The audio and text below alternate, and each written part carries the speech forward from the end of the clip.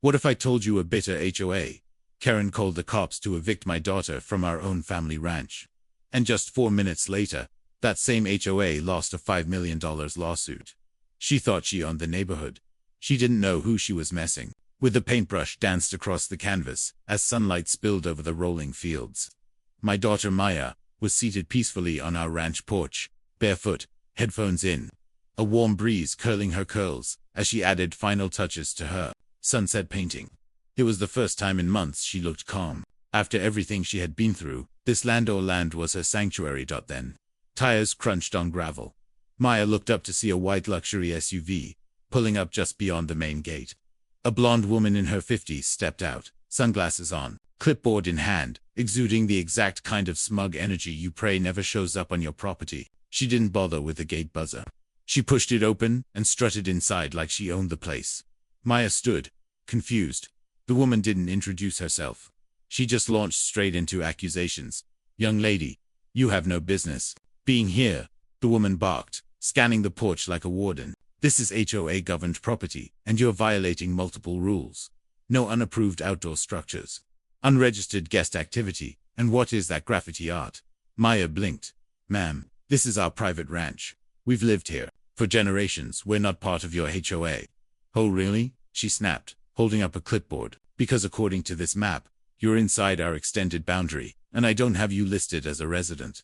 You have 10 minutes to leave before I call law enforcement." Maya pulled out her phone, trying to find the deed image her father had sent her months ago, but Karen had already turned away and was dialing. "I have a trespasser," she said loud enough for Maya to hear, like a schoolgirl tattling to the principal. "Yes, at 1217 West River Ranch. Blonde, mid-20s, refusing to leave. I need officers dispatched now." Maya's hands shook.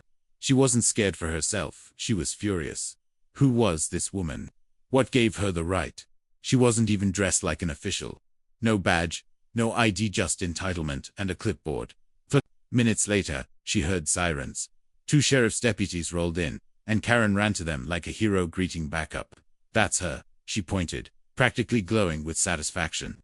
"She's refusing to leave this property, I believe. She broke into that cabin." One of the officers stepped forward.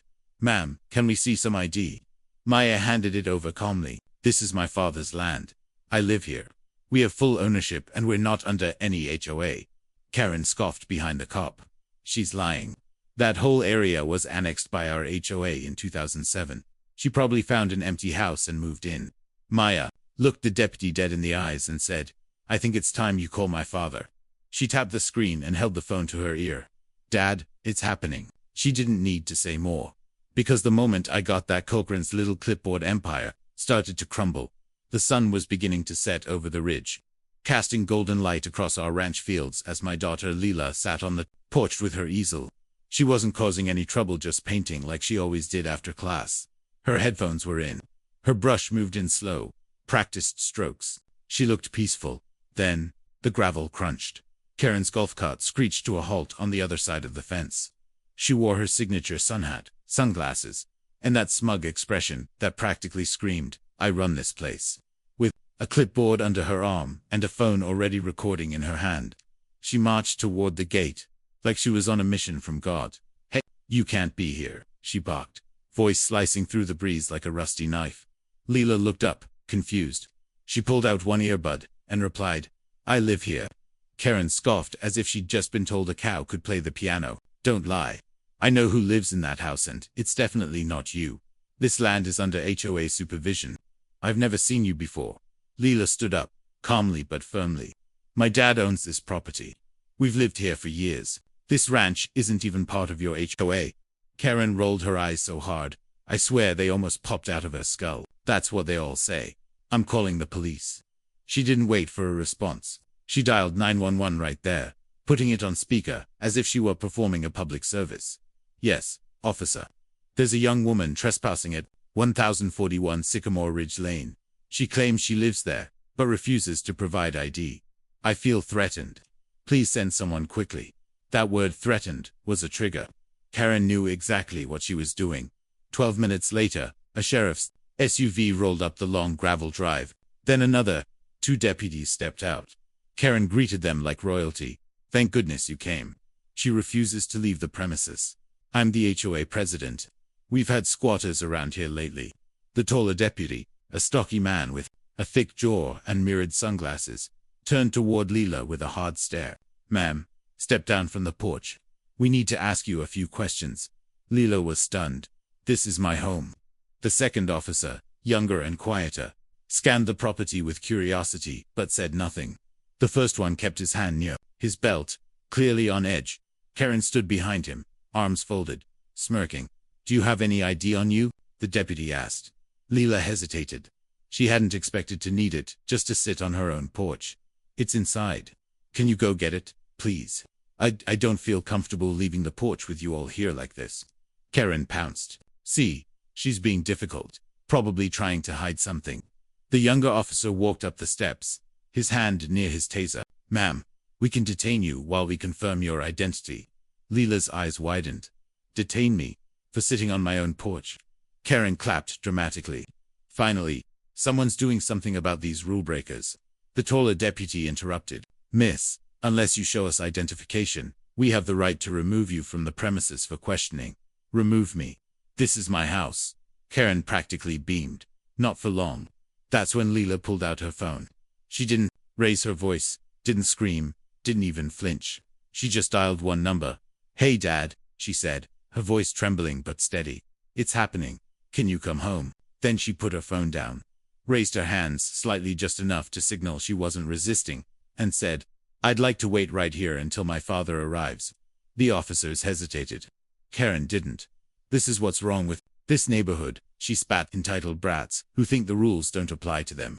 The deputies asked Leela to sit on the steps while they investigated. She sat calmly, arms resting on her knees, staring straight ahead like a soldier before battle. Meanwhile, Karen began poking around the yard, taking pictures with her phone. She snapped shots of the porch, the mailbox, the freshly painted fence. Illegal renovations, she muttered to herself. Property violations. Fence too high. Probably unpaid dues. Leela just watched. And waited. 15 minutes later, the sound of tires on gravel returned. A sleek black pickup truck pulled up fast but smooth. My truck. I stepped out, wearing my usual jeans, boots, and the same flannel I wore when we built that fence line 10 years ago. The officers turned. Karen froze. Leela stood up. Is there a problem here? I asked. Cool as ice. Karen started to speak, but I raised one hand. She's my daughter. This is my land. It's not part of the HOA. Never has been. And unless you have a warrant, I'd like to know why you're harassing her. The tall officer straightened up. Sir, we received a call about a potential trespasser. She lives here, I said, handing over my ID, the property deed, a survey map, and a certified letter from the county showing our land had been excluded from the HOA zone when the ranch was first developed. The officers examined the papers. The younger one nodded quietly. The taller one's face fell. Karen stepped forward, shaking her head. That can't be right. She was. This isn't part of Sycamore Ridge HOA. No, it never was, I replied. But I'm glad you brought your clipboard, she stammered. Well, she still refused to show ID. She doesn't have to show ID on private property unless she's suspected of a crime, I said, which she's not. Silence. The older officer cleared his throat. Sir, you're correct. We apologize for the misunderstanding. I nodded, appreciated. Then I turned to Karen. You just made a big mistake. Karen blinked. What do you mean? I mean you falsely claimed jurisdiction over land you don't control. You called law enforcement on a minor. Yes, she's 17 under false pretenses. You put her in danger, humiliated her, and weaponized your HOA status. That's harassment. That's negligence. And now, it's also going to be a lawsuit. Karen's mouth opened, then closed, then opened again. Nothing came out. I looked down at my daughter, who had picked her brush back up and calmly dipped it into the blue paint like nothing had happened. But everything had changed. And this was just the beginning. It was supposed to be just another quiet afternoon on the ranch. My daughter, Maya, had set up her easel under the wide oak tree, near the front porch, her favorite spot to paint. The sun was casting gold across the pasture, and our horses were grazing peacefully in the background. This land had been in our family for generations, passed down from my grandfather to me, and one day, it would belong to Maya. She grew up here. She belonged here. But not to HOA Karen. Not in her eyes. Karen, the self-declared queen of the local HOA, had taken it upon herself to patrol the area like some kind of suburban sheriff. She lived a few streets away, in the edge of a nearby subdivision far outside the jurisdiction of our ranch. But that didn't stop her from driving by every few days, peering through her sunglasses like she was scouting enemy territory. And today, for whatever reason, seeing Maya peacefully painting under a tree sent her into a full-blown power trip. Maya told me later that Karen didn't even walk up, she stormed over. Young lady, what are you doing on this property? Karen snapped, her voice sharp enough to slice bark. Maya was startled, but polite. I live here. My dad owns this ranch. Karen didn't flinch. Don't lie to me. This area falls under the jurisdiction of High Pines HOA, and I've never seen you before. Trespassing is a crime. You know. Maya calmly explained again that she lived here, and this land was private, not governed by any HOA. Karen didn't care. She just scoffed, stepped back, and pulled out her phone. Let's see what the sheriff has to say about that, she said with a smirk. Minutes later, 2 sheriff deputies pulled up in a cruiser. Maya stayed seated, paintbrush in hand, as Karen met them in the gravel driveway, flailing her arms like she was reporting an armed robbery. She's squatting here. I saw her climbing in through a back window. Karen lied with confidence only years of unchecked authority could foster. The officers, perhaps taking her word too quickly, walked up to Maya. Ma'am, we're going to need to ask you to step away from the house, one said sternly. We received a report of unauthorized presence on the property. Maya tried to speak, but her voice trembled. I live here. My dad, let's not escalate this. All right. The deputy cut her off. Just come with us until we figure this out. Maya stepped back. Her hands trembled, paint still on her fingers. And that's when she did something that changed everything. She pulled out her phone and called me. I was in town, just leaving a meeting with a client when I saw her name flash on my screen. When I picked up, she barely got the words out. Dad. She called the cops. They're saying I don't belong here. I didn't ask who she was. I already knew. I clenched my jaw. Where are they? Front porch. They're telling me to go to the car.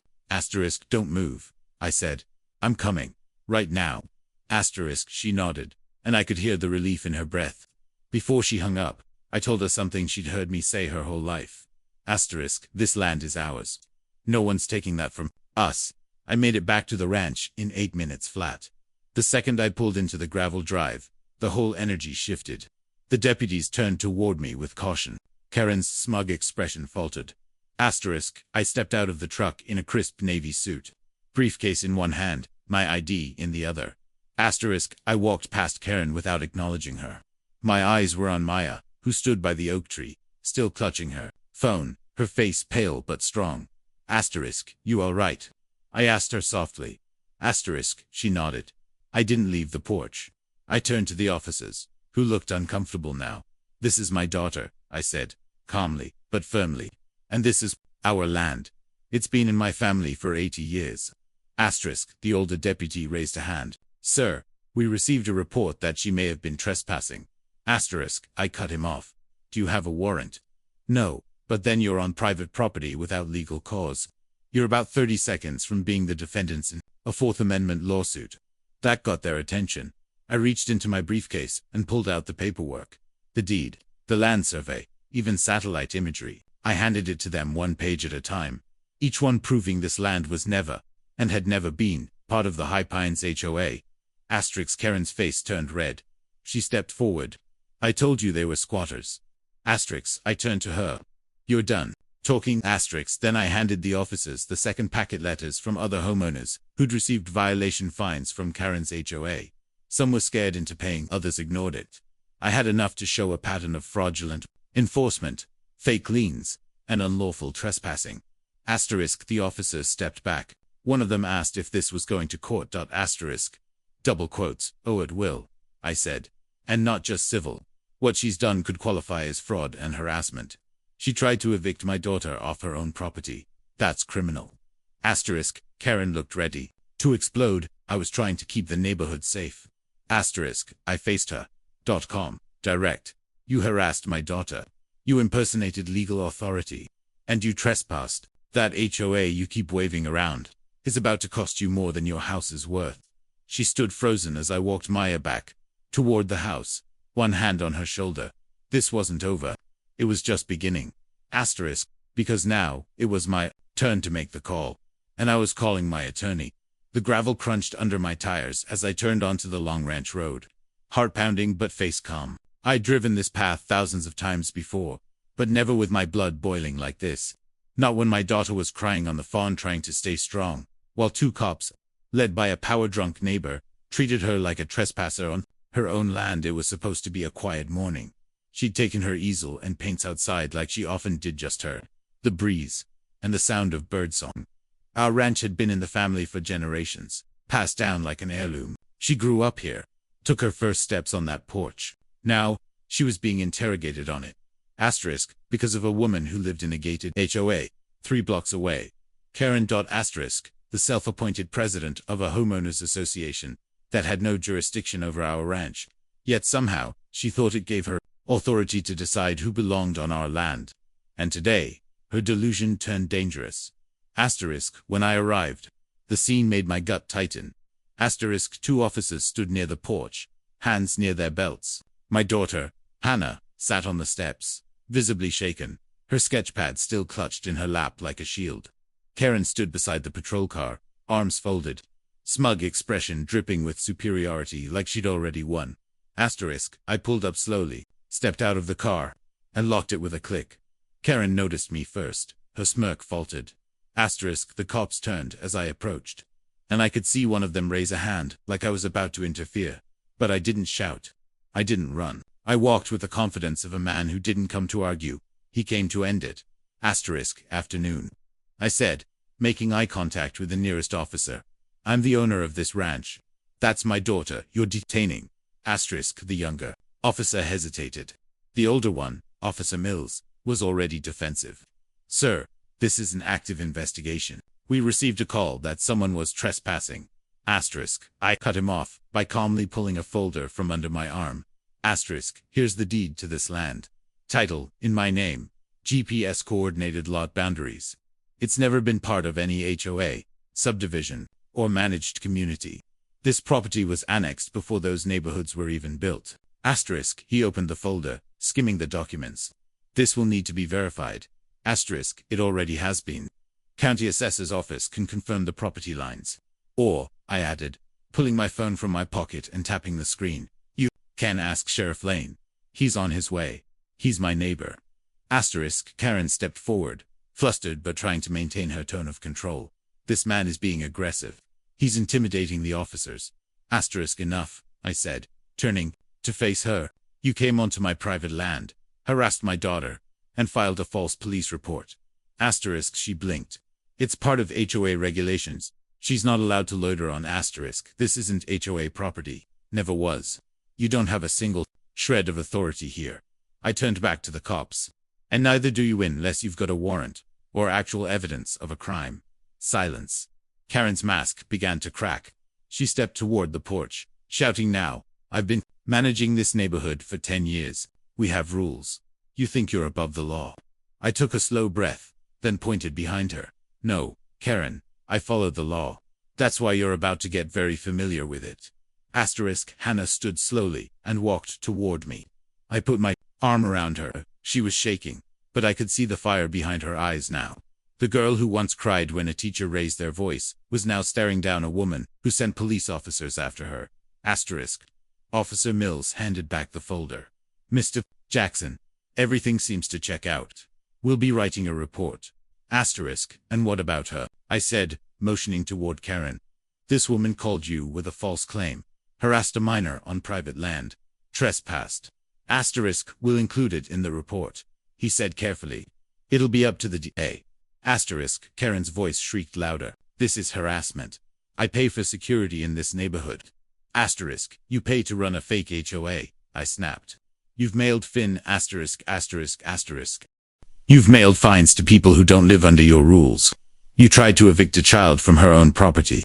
And now, Karen, now you messed with my family. Asterisk, I turned back to the cops. I'd like a trespass warning filed, and I'll be filing a civil suit against her and the so-called HOA. Karen's eyes went wide.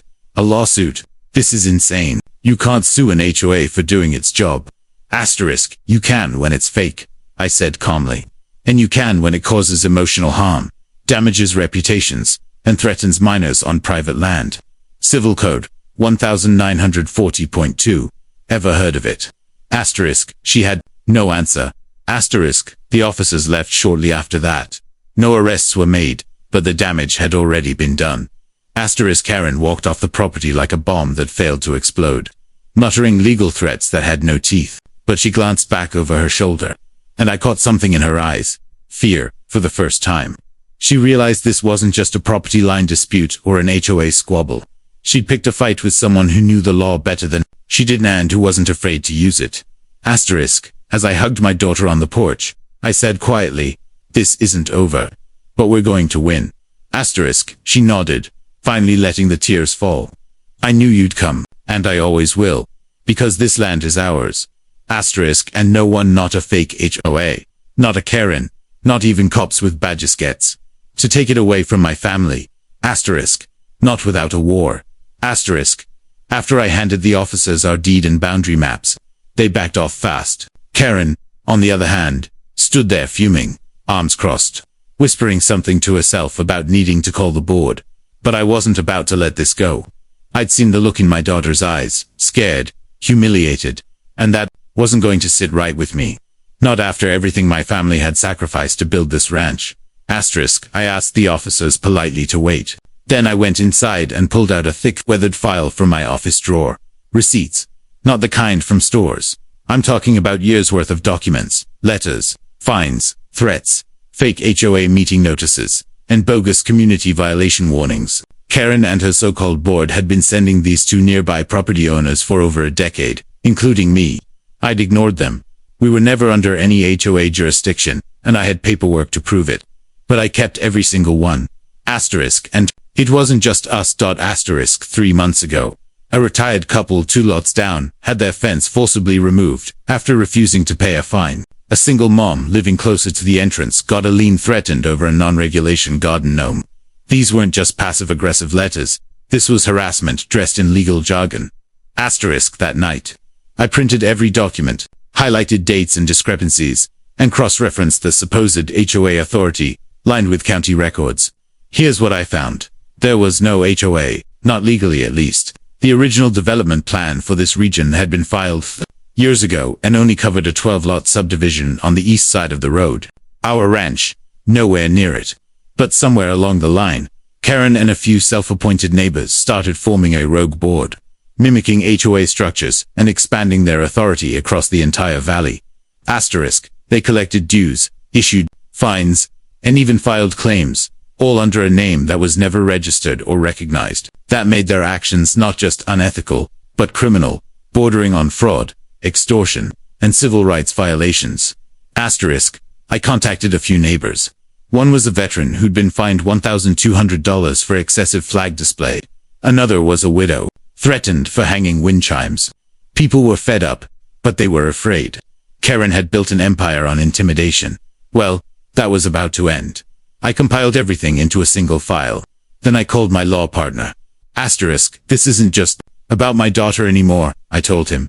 This is about a corrupt HOA, operating like a private mafia. We filed suit the next morning. Karen had no idea that when she tried to evict my daughter, she'd just triggered the fuse that would blow her entire operation apart. The courtroom was packed. Word had spread fast, not just in the neighborhood, but across the entire county. Everyone had heard the story. An HOA president trying to evict a homeowner's daughter from her own ranch. What most didn't know, yet, was just how deep the fraud ran. I stood beside my attorney, watching Karen squirm in her chair across the aisle. Her smug expression from weeks ago was gone. She looked pale, sweaty. She avoided eye contact, tapping her pen nervously on the defense table. Behind her sat 2 board members, now former friends, who looked like they'd rather be anywhere else. The judge entered, and the courtroom rose. He was a no-nonsense type, decorated, sharp, and deeply familiar with property law. I knew from his opening remarks that he wasn't going to tolerate any of the drama. Karen loved to stir. Asterisk. My attorney started with the facts. The land my daughter had been painting on was part of my 45-acre ranch, land that had belonged to my family since 1942. Deed records, survey maps, GPS overlays, aerial photos from Google Earth, going back 20 years. No one could argue otherwise. Then came the real meat. We laid out a timeline of every HOA violation notice Karen had ever sent, not just to us, but to 16 other families in surrounding areas that were, legally, never part of the HOA jurisdiction. The audience audibly gasped when my lawyer displayed forged maps and altered boundary lines that Karen had submitted with her phony HOA demands. This wasn't just a power trip. It was calculated, orchestrated fraud. Asterisk. Then we introduced the harassment. Logs. Asterisk. Voicemails. Emails. Videos one neighbor had recorded. Karen threatening to fine her for planting non-compliant flowers. Another, a disabled veteran, had received a notice demanding he repaint his fence or face legal action. Asterisk. Karen's defense tried to argue it was all a misunderstanding, a clerical error, miscommunication. That's when I stood up. With the court's permission, I told them about the day my daughter called me in tears, confused and scared, because cops were threatening to remove her from land she had grown up on. I told the jury about how Karen had laughed when I arrived, how she claimed she knew people in city council, and I showed them the legal boundary map again, highlighting how not an inch of my ranch fell under her HOA. Asterisk. The jury took less than 40 minutes to deliberate. Asterisk. The verdict. $5 million in damages. Fraud, harassment, emotional distress, abuse of authority. The judge called Karen's actions an egregious misuse of fictional power, meant to intimidate and exploit. He ordered her HOA dissolved effective immediately. All fines Karen had issued, voided. Every property she tried to claim, released. As the gavel came down, Karen buried her face in her hands. But I didn't celebrate. I simply walked over to my daughter, who stood watching with quiet strength, and gave her the same words my father once gave me. Asterisk. This land is ours, and no one is ever taking it from us again. The courtroom fell silent as the judge banged the gavel one final time. Judgment in favor of the plaintiff. Damages awarded, $5 million. Asterisk. Karen's mouth dropped open. Her lawyer, red-faced and sweating, leaned over to whisper, but she wasn't listening. She just stared at Uzmaid's daughter and me like she'd seen a ghost. For someone who strutted around the neighborhood like she owned it, this moment was a reckoning decades overdue. Asterisk. Outside the courthouse, the media had already picked up the story. Fake HOA sued for fraud, the headlines read. And at the center of it, Karen's smug photo from a past newsletter where she boasted about upholding community standards. Now that same picture was circulating in online forums with the caption, "Meet the $5 million HOA Karen." But for us, the real win came later. 2 weeks after the ruling, the county officially dissolved her fraudulent HOA. Turns out, she'd fabricated most of the bylaws herself, tricked homeowners into paying monthly dues, and bullied elderly residents into compliance with her fake authority. With the judgment hanging over her head, Karen was forced to sell her house just to cover legal costs. The queen of the block moved out in silence, her empire of control crumbling behind her. Meanwhile, we returned to our ranch. The first thing I did was have a custom sign made. Asterisk. Private property, outside HOA jurisdiction. Asterisk. I hung it proudly on the front gate. A quiet declaration of independence. Asterisk. My daughter was back on the porch, paintbrush in hand, the wind catching her curls as the sun dipped low over the hills. She didn't say much, but she didn't have to. Her piece was louder than Karen's threats had ever been. Asterisk. Neighbors who had once avoided eye contact now stopped by to thank us. One elderly woman brought cookies and whispered, "You stood up when none of us could. Bless you." Asterisk. But this wasn't just about us. It was about every homeowner who'd ever been harassed, lied to, or made to feel small in the name of rules. About every young girl told she didn't belong. About justice not just in court, but on the ground, where we live, breathe, and fight to be free. Karen lost her power. The community found its voice. Asterisk. And my daughter. She found something even deeper. The unshakable truth that no one can evict you from what is rightfully yours. The ranch, the land, the legacy, it's all still ours. And it always will be. Because you can fake authority. You can fake a rule book. Asterisk. But you can't fake right. Not on my land. Not to my daughter. Asterisk. Not ever again. Asterisk, asterisk, asterisk.